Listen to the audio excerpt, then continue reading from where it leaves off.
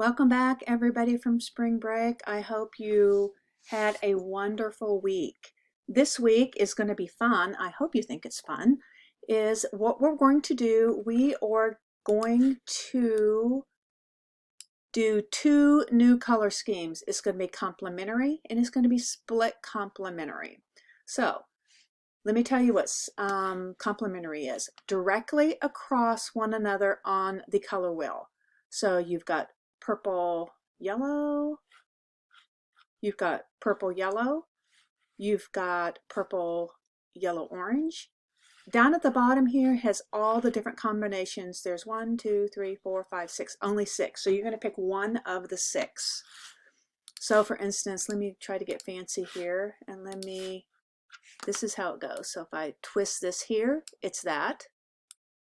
Directly across the color wheel, okay? That's how you're going to choose which ones you're going to choose. Okay, so for my examples here, my wonderful examples, this is actually from my digital class, but you can do it painting as well. Let me see if I can go in a little bit more. Whoops, that's a little bit too much. Okay, so all 3 of these bees at the top are done with the same color scheme. I think this is a really excellent example because in this one they've used some tints. This one is really heavy with shades, tints and shades, and this is a little bit pure color. The background is pure purple, and then all of the inside of the bee is done with different tints of yellow. Now, I'm not really digging this black, but that's fine. I think all of them are beautiful, and it's just amazing what different combinations you can get with the very same colors, okay? They're just very, very lovely. I just think they're wonderful. Here is an example of a butterfly that is complementary blue and orange. So let's twist this baby again.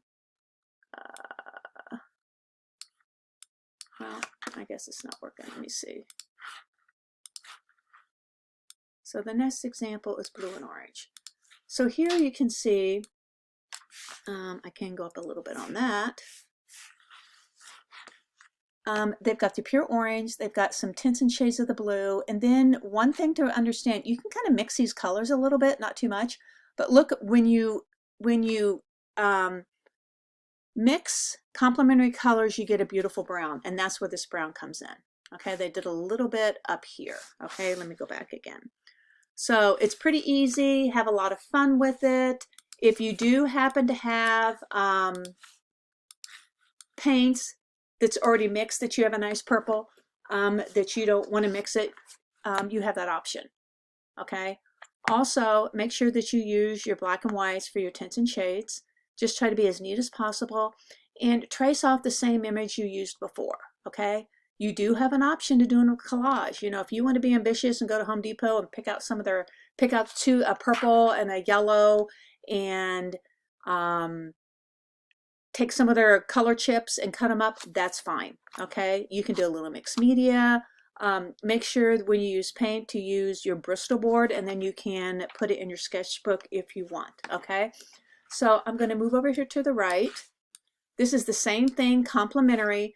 So I really like this version because it tells all the tints and the shades and what this person did. Of course, I did use a computer, but you can do it by hand. They actually did a lot of these swatches they used over here. So the more tints and shades you use, the more beautiful it's going to be. Also, I really like the background. They used a tint. Looks like maybe even a 20% of this yellow orange for this background. Okay, let's get the one at the bottom. This is a complementary scheme. This was purple and yellow. Also, I want you to please paint out your swatches. You just need the 2, like over here. But it kind of helps me know exactly what you do in a little bit, okay?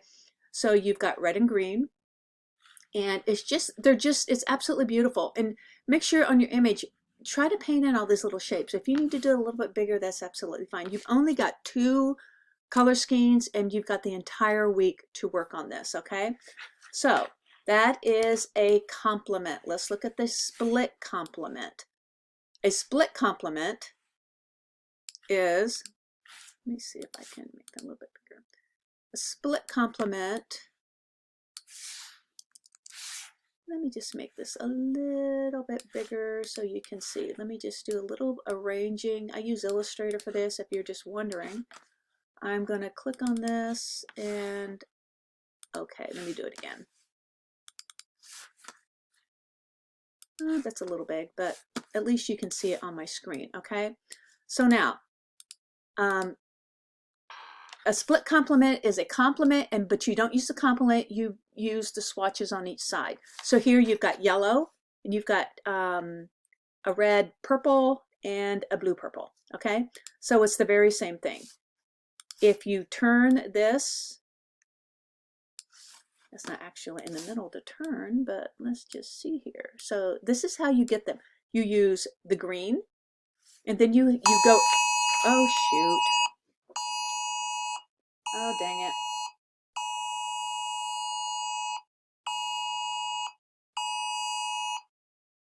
Oh my gosh.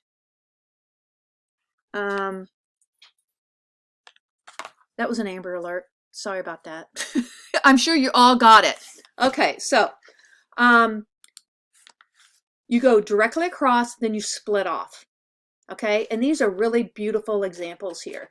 So on this one, I think this is really, really cool.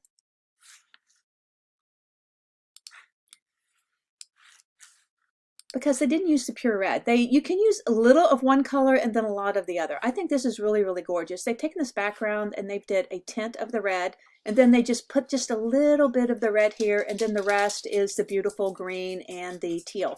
Notice here, this is, they've used a lot of tints here.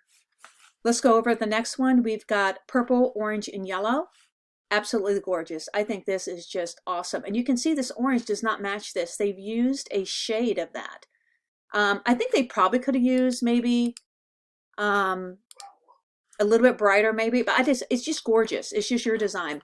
So here's another example of a split complement here. Okay, absolutely gorgeous. I like how they use that purple background, very little purple here.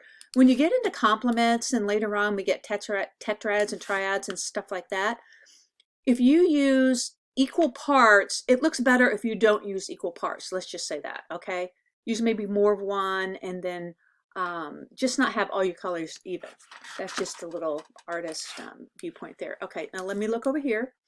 So here's two more. Let me move out a little bit on this. Two more split complements examples, okay? So you've got the red, the teal, and the green. Absolutely gorgeous.